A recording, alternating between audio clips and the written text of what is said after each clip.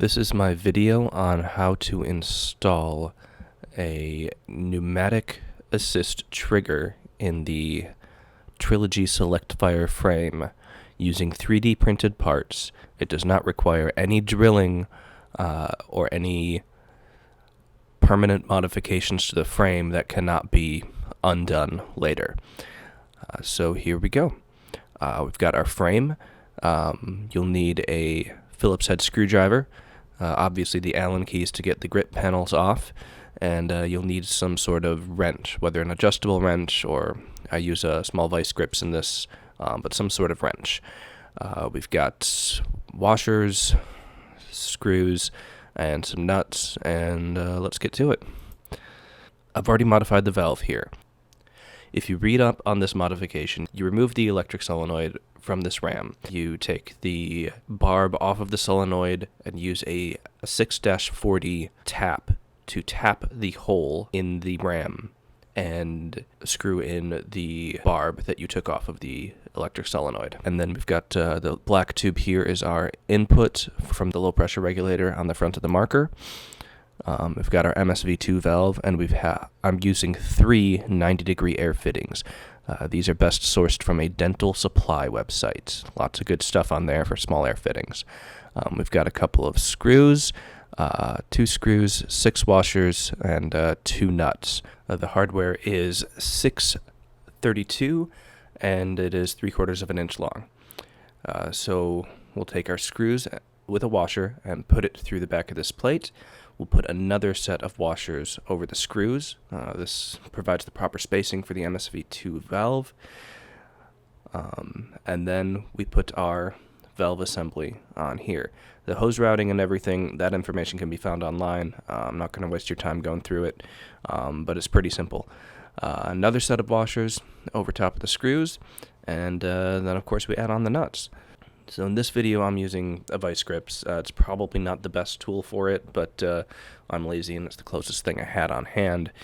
Obviously the proper size wrench would be better. But now when I got the MSV2 valve, the lever arm was actually attached to the other side. It is possible to pop that pin out and switch it around. It was a lot tougher when the barbs were sticking out the other side.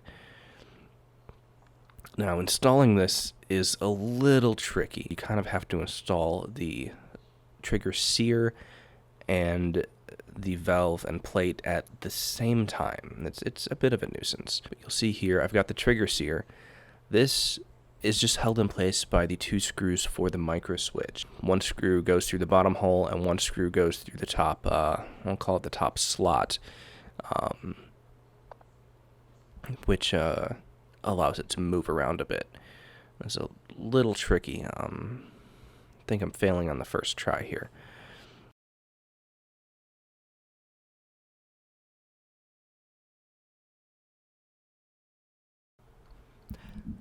Yep, failing.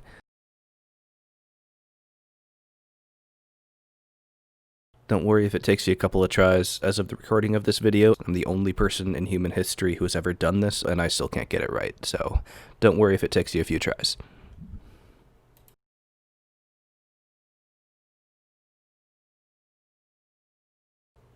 It's just a matter of wiggling things until they are in place. Now once you see that sear drop below that little ram, then you're good. Then it's just a matter of lining up the screw holes with the 2 screws from your micro switch. And that's a bit of trial and error on the bottom one. Sometimes it's easier to just start from the top one because that slot is a whole lot bigger and easier to hit. So that way you know it's at least roughly in place, and then you're just kind of wiggling around the sear a little bit to try to find that hole.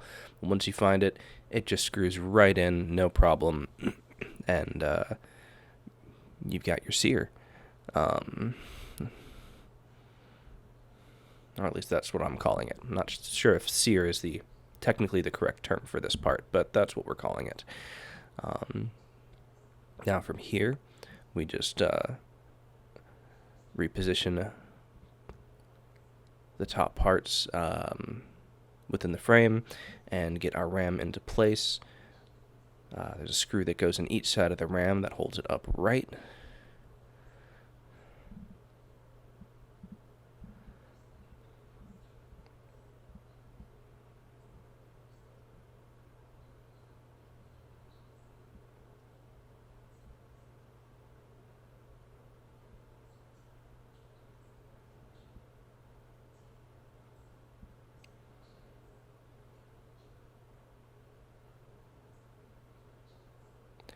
and we've got our ram able to move and actuate the way that it is intended to.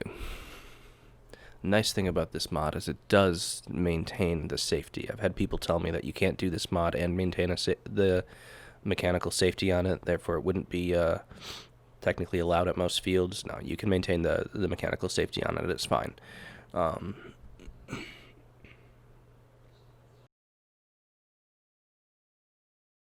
Install our plate in there. You've got your 3 little screws from your electronic board. I have lost one of them, so I'm going to only install 2 screws here, but there are holes for all 3 screws on this plate here. So I'm going to screw it in, not quite all the way, give it a little bit of wiggle room to make it easier to hit the next holes. And of course this becomes a little difficult with the hosing and everything in there, but it's manageable.